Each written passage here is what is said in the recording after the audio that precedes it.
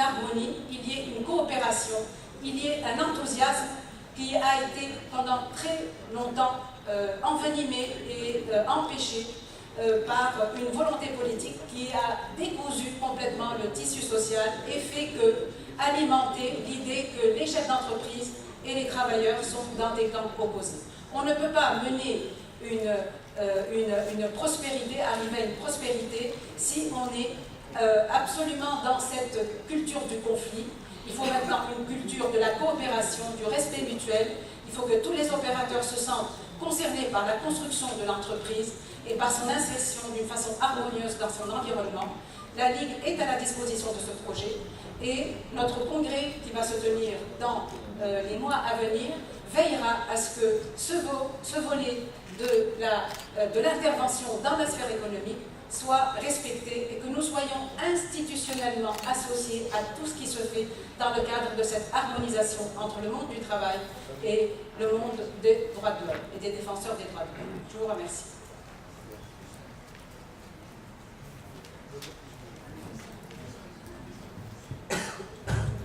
Merci Madame Rouda. Nos remerciements à la Ligue tunisienne des droits de l'homme, effectivement, qui est un acteur clé de la société civile et un acteur clé dans le sens de la garantie justement du respect. Vous avez cité 3 droits effectivement et qui sont interdépendants, c'est les droits politiques, économiques et sociaux. Donc bienvenue à la Ligue, disons, dans cette nouvelle Tunisie. Et nous comptons beaucoup sur son appui, sur son adhésion effectivement dans le travail aussi bien des entreprises publiques que des entreprises privées. Et j'espère que le congrès, donc vous avez annoncé qu'il se tiendra dans peut-être le mois prochain, donc il donnera aussi un nouveau souffle justement à cette construction dans le sens de la responsabilité sociétale en Tunisie. Merci. Je remercie donc les intervenants. Je voudrais introduire Monsieur le colonel-major Mohamed Hachem, directeur général de l'Office des logements militaires.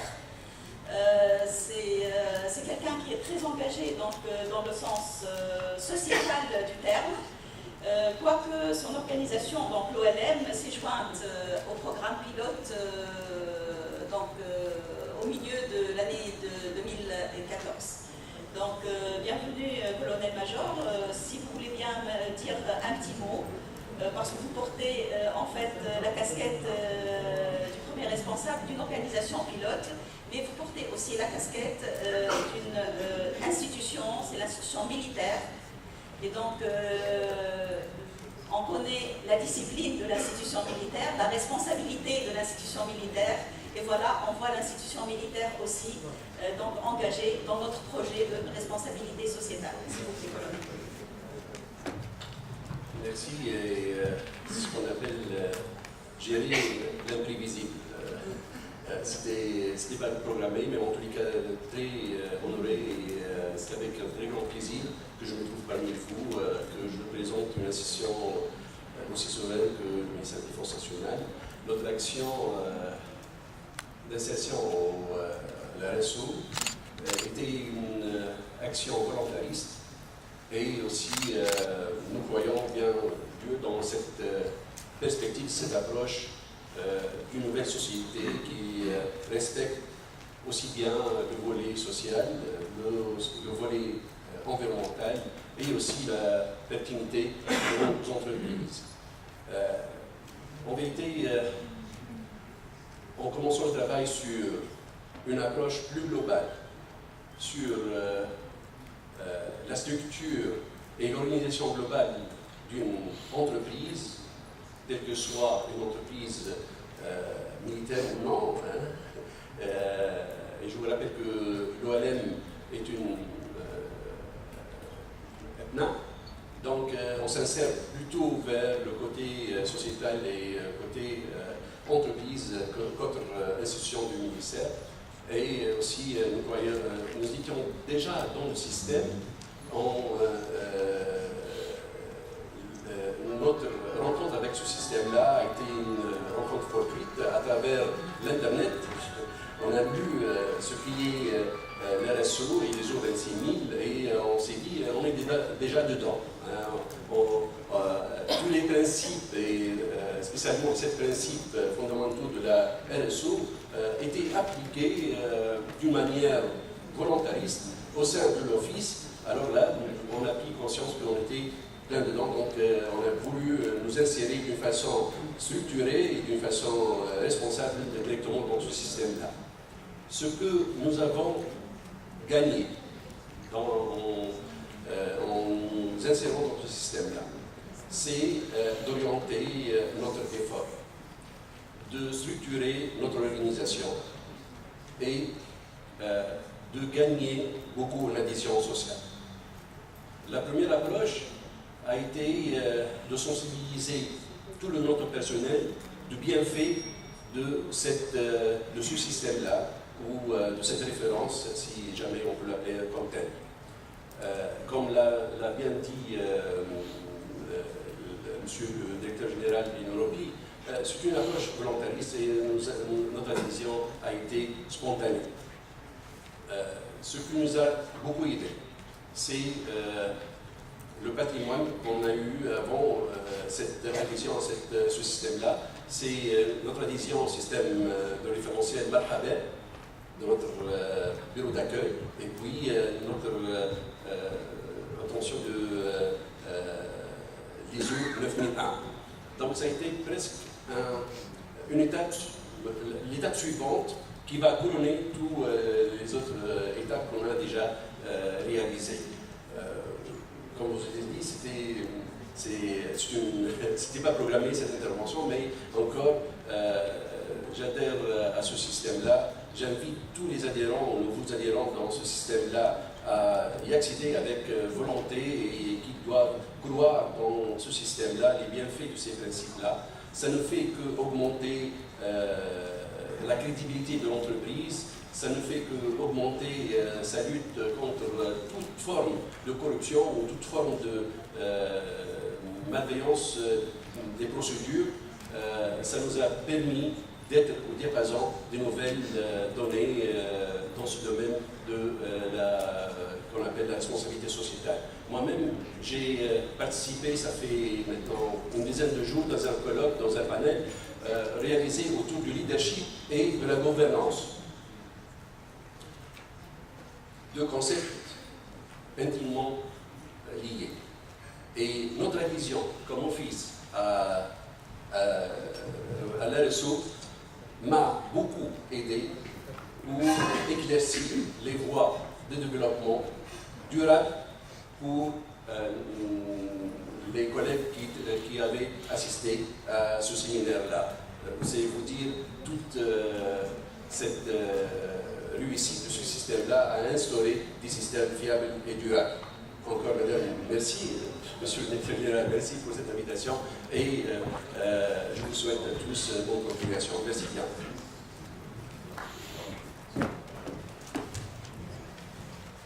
Merci beaucoup, Sylvain. Donc, j'invite tout le monde à applaudir tous nos intervenants. Donc,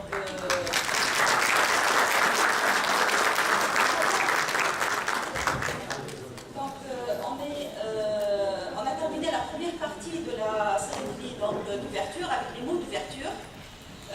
On passe maintenant à la délivrance des lettres de reconnaissance aux organisations pilotes, aux 13 organisations pilotes qui ont adhéré au projet donc, au titre de 2011, 2012, 2013. Mais je voudrais dire quelque chose. Bon, je le dis bien sûr avec un peu de regret, mais on ne sera pas capable aujourd'hui, selon le programme annoncé, de délivrer les lettres de reconnaissance aux experts nationaux. C'est une question, c'est des problèmes techniques avec l'ISO. C'est-à-dire on a reçu les attestations signées par le secrétaire général de l'ISO, donc pour les organisations pilotes, mais on n'a pas encore reçu les lettres de reconnaissance pour les experts. Donc, ça va être fait donc, dans une occasion très très proche, j'espère, et donc nos remerciements anticipés et nos excuses pour ce problème technique, disons. Voilà, donc la cérémonie donc, de délivrance des lettres de reconnaissance donc, va commencer, mais avant ça, je voudrais informer donc, la salle que la totalité donc, des présentations qui seront faites au fur et à mesure donc, de notre séminaire, et puis les témoignages des entreprises pilotes qu'elles ont préparées justement, et c'est le fruit un peu donc, de leur travail, seront mises dans une clé USB qui sera distribuée à la fin de la journée, donc bien sûr avec le questionnaire d'évaluation que vous êtes bien invités à nous retourner. Donc ça c'est pour vous dire que vous avez une belle documentation sur le récap donc, des réalisations au niveau donc, du projet pilote sur les 4 années. Voilà. Donc, Cinéville, Monsieur Eric, on passe à la délivrance des lettres de reconnaissance. Donc, nous inviter pour rester là. Donc, on va passer un à un. Donc, nous invitons. Je vais prendre juste les dossiers.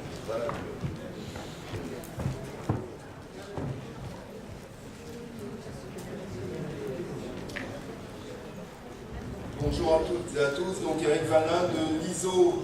Quelques compléments sur la manière dont se déroulera cette remise. On invitera non seulement les entreprises qui ont participé, donc les organisations pilotes, tous leurs représentants bien sûr, à venir, ainsi que tous les experts nationaux qui les ont accompagnés. On compte bien sûr sur les établissements pour saluer le travail colossal qui a été fait aussi bien par les organisations pilotes que par les experts nationaux. Donc voilà, l'invitation est faite aussi bien aux experts que aux entreprises à rejoindre le podium au fur et à mesure que sont appelées les différentes organisations pilotes.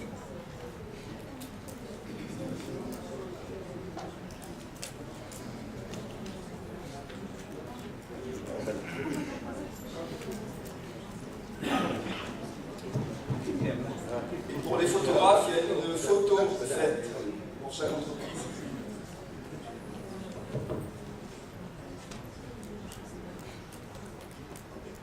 Alors, donc j'appelle. Oui, c'est-à-dire vous allez nous honorer bien sûr à donner. Donc j'appelle la Société tunisienne d'électricité et de gaz, donc la STEG, les représentants de la STEG, s'il vous plaît, donc celui qui va prendre l'attestation, et puis l'équipe projet de la STEG, et ceux qui sont dans la salle qui se joignent. Et les experts nationaux. Donc le représentant de la STEG, est-ce qu'on a quelqu'un de la STEG ici? Ah, c'est Amor Khalid.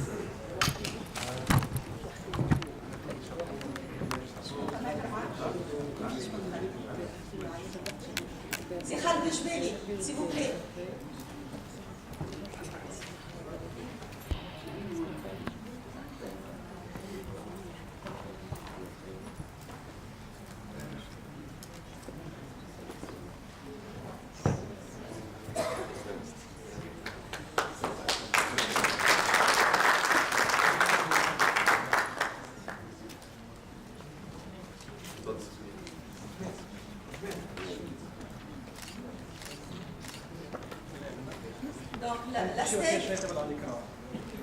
Donc la STEG est l'organisation pilote au titre de 2011. La deuxième organisation pilote au titre de 2011, c'est la Main Bank. Donc j'invite la Main Bank. Donc Sidamen, vous êtes triple casquette. Vous êtes triple casquette, Sidamen, s'il vous plaît.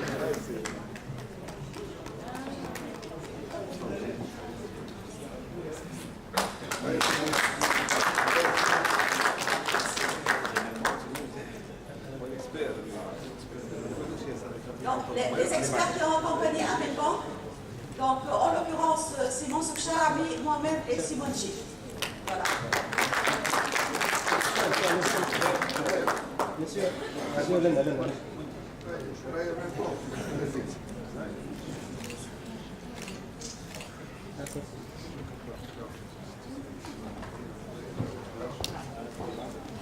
Donc maintenant, on passe aux organisations pilotes qui ont rejoint le projet au titre de 2012, l'Office de la topographie des cadastres.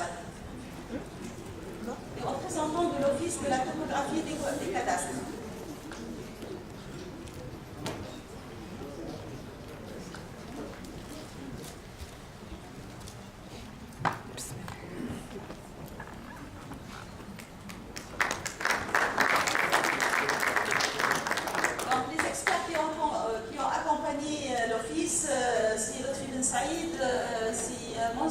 En fait, on était plusieurs à l'accompagner, Madame Fatma, moi-même, voilà. Merci à l'équipe d'experts, Fatma. Parce que je n'arrive pas à les voir dans la salle. Oui. S'il vous plaît, quand on annonce le nom de l'organisation pilote pour gagner du temps, donc j'invite les équipes d'experts qui les ont accompagnés aussi à se joindre à nous. Merci.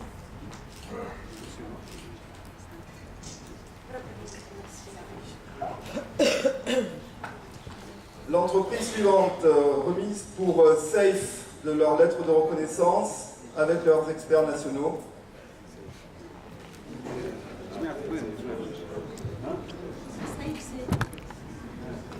Au titre de l'année 2012.